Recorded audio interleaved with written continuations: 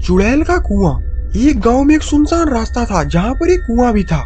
गांव वाले रात में उस कुएं से दूरी रहते थे क्योंकि उस कुएं में एक चुड़ैल रहती थी और जो कोई भी रात में उस कुएं के पास से गुजरता था उसे वो मार डालती थी।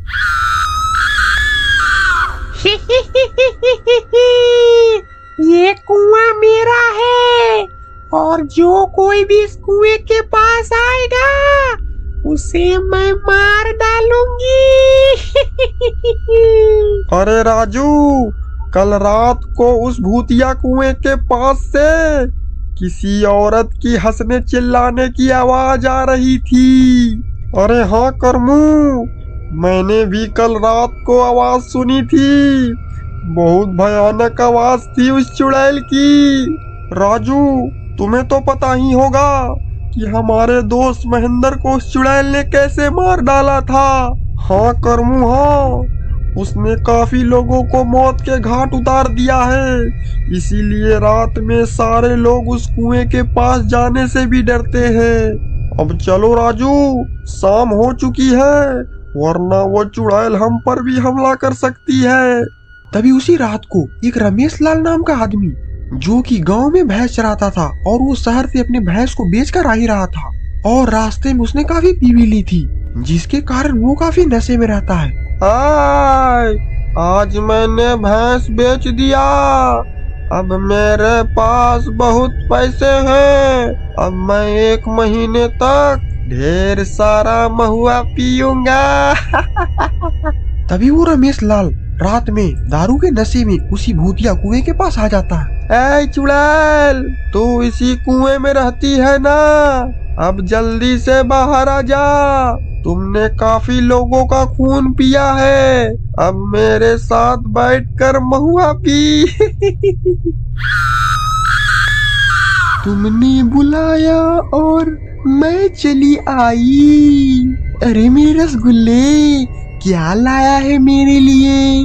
तुम्हारे लिए लाया हूँ मैं ये बोतले। एक बार इसे पी कर देखो, तुम खून को भूल जाओगी इसके आगे। और फिर वो चुड़ैल उस आदमी से वो बोतल ले लेती है और सारा एक बार में ही घटक जाती है। बहुत मजा आ रहा है, पार्टी होगी पार्टी। और फिर गाना बजने लगता है और दोनों डांस करने लगते हैं।